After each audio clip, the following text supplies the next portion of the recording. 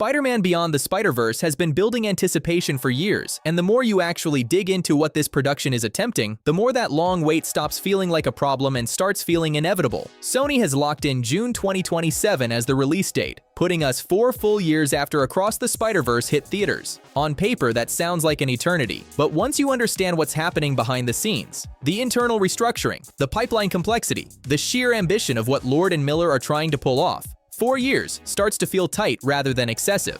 After Across released, there were serious industry reports about production pressure and workflow issues inside the studio. The decision that came out of that was not to rush the finale but to rework significant portions of the story and rebuild parts of the pipeline from scratch. This is not a film that was mostly finished and just needed polish. It is essentially a new film being built with lessons learned from the previous 2. That context matters when you're trying to understand why the gap is this long. Now let's talk about the animation, because this is truly where the trilogy lives or dies. Into the Spider-Verse didn't just raise the bar for animated films, it rewrote the entire grammar of the medium. It combined CG with hand-drawn line work, half-tone textures, variable frame rates, Kirby crackle energy effects, and literal comic panel language integrated into motion. Every frame felt authored. Then Across escalated that idea by giving each universe its own complete visual identity. Gwen's world was watercolor and ink wash. Miguel's Nueva York ran on hard digital lines and holographic overlays. Moombahton pulled from Indian comic illustration and bold architectural stylization. Even the brief LEGO Universe cameo was animated with actual brick physics logic. Each dimension felt like a different artist's sketchbook. Beyond is reportedly running with 6 distinct animation systems simultaneously. 6 separate pipelines, each with different shaders, different frame timing rules, different lighting philosophies, different texture passes, all of them needing to collide in a climactic multiverse convergence without turning into visual noise. The compositing challenge alone on something like that is borderline staggering. Lord and Miller have publicly called this the hardest project they've ever worked on. And these are guys with a genuinely difficult filmography. That is not a marketing line. That is just the reality of what they are building. The IMAX decision is something I think is being underplayed in most coverage. The first 2 films screened in IMAX but maintained a standard widescreen ratio the entire time. Beyond is being designed for expanded IMAX framing, meaning select sequences will open up vertically to fill the full aspect ratio depending on venue. For a film where every single frame is packed with graphic detail, hidden references, layered depth cues, and kinetic typography, that extra visual real estate fundamentally changes how the action lands. It turns it from a stylized animated film into something closer to a large format visual experience.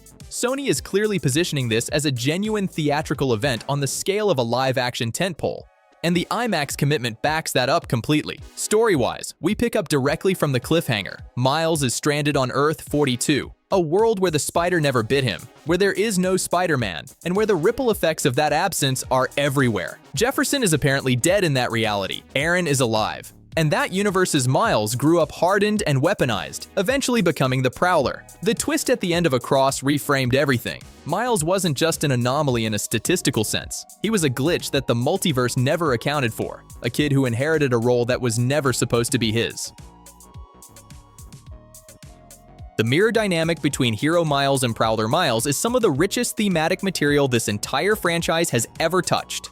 This is not good Miles versus evil Miles. It is nature versus environment. One kid had a mentor in Peter B. Parker, had a support system, had failures that built resilience into him. The other grew up without any of that, adapted to survive in a broken world, and became something entirely different. If you go back to Miles' original comic run in the Ultimate Universe, the character has always been built around legacy pressure and self-definition. The film version literalizes that idea by putting the 2 versions of the same kid face to face. The opening act is almost certainly going to lean into psychological tension more than pure action. Seeing a version of your own life stripped of everything that made you who you are, no heroism, no guidance, no hope, that would destabilize anyone. And narratively, it reinforces the trilogy's central thesis. Identity is chosen, not assigned by cosmic design. The Prowler isn't joining the main team in any traditional sense, but based on what's been hinted at, he will show up at a critical moment, likely connected to something involving alternate versions of Miles' parents. That thread about Jefferson's potential death as a fixed canon event is clearly coming back in a big way. Miguel's canon event doctrine is the ideological spine of the entire conflict. He believes certain traumatic milestones are fixed points that stabilize reality across the multiverse. We know his rigidity came from personal trauma. His attempt to replace a deceased variant of himself led to the collapse of that universe, and that experience calcified into a system. But here's the problem. Gwen's father survived after resigning from the police force, and her world did not collapse. That already punched a massive hole in the theory. My personal read is that canon events are not about specific deaths. They are about emotional transformation.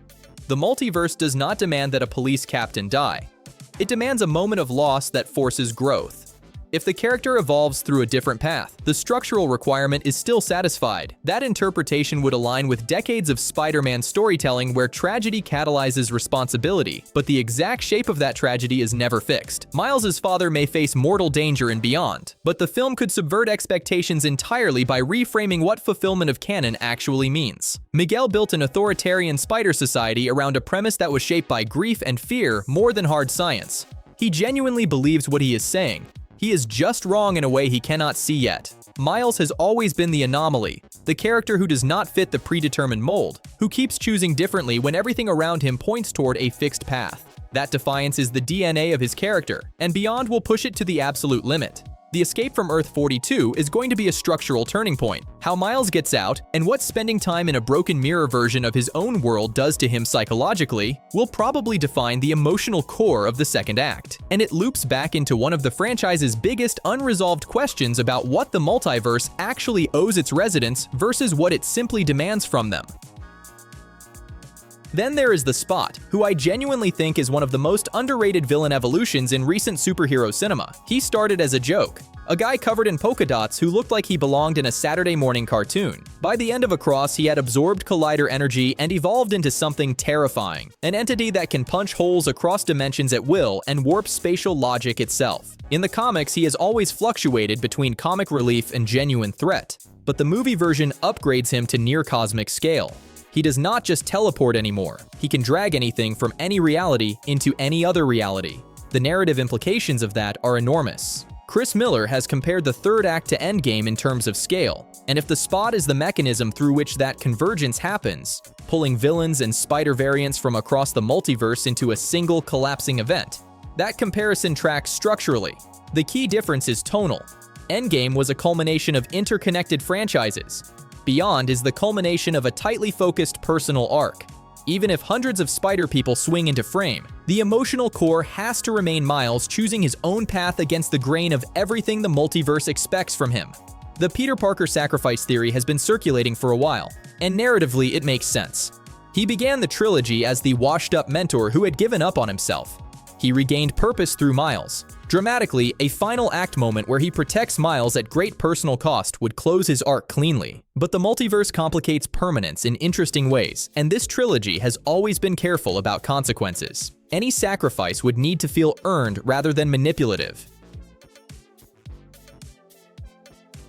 On the expansion side, the film is reportedly going to introduce several new realities we have not visited yet. One that has been generating a lot of online speculation is Spider Knight, a medieval armored Spider-Man from the 15th century, apparently being designed with dark graphite and black pencil textures for his entire universe.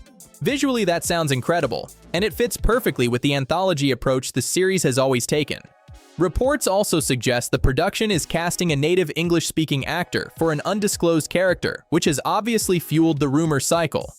Whether Andrew Garfield, Tobey Maguire, or Tom Holland show up in any capacity is still genuinely unclear. Nothing concrete has come from Sony Pictures Animation on that front, and I would be careful about getting attached to any specific version of that rumor. But new alternate Spider people and new realities feel close to confirmed based on what Miller has said publicly. The production scale on this thing borders on historic. Hundreds of animators across global units working in parallel. Complex storyboarding that has to account for non-linear dimension hopping across 6 visual systems. Voice recording scheduled around major actors with packed calendars across different cities. Scoring that has to weave Daniel Pemberton's existing leitmotifs into something finale-worthy while also introducing new material. And reportedly substantial rewrites after internal screenings to make sure the ending feels definitive rather than episodic. Sony has described Beyond as more ambitious than the first 2 films combined. Based on everything we know, that is not hyperbole.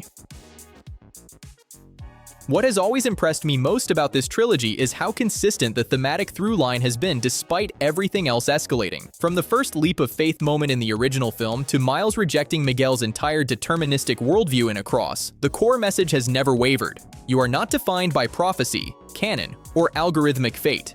You are defined by choice. If Beyond lands that message while delivering the most ambitious animated spectacle Sony has ever attempted, this will not just cap a trilogy. It will stand alongside the best superhero narratives across film and comics. Not because of the scale, but because of what the scale is in service of.